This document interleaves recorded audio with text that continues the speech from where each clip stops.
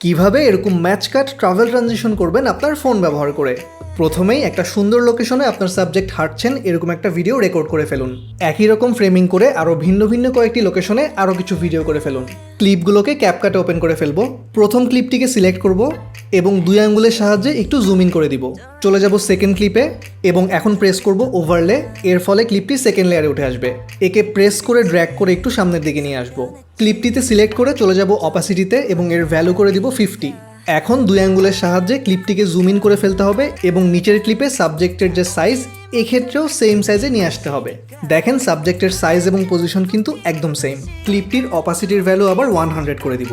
একইভাবে বাকি ক্লিপগুলোকেও উপরের দিকে নিয়ে আসতে হবে, অপাসিটি কমিয়ে এর পজিশন এবং জুম চেঞ্জ করে একই বরাবর নিয়ে আসতে হবে।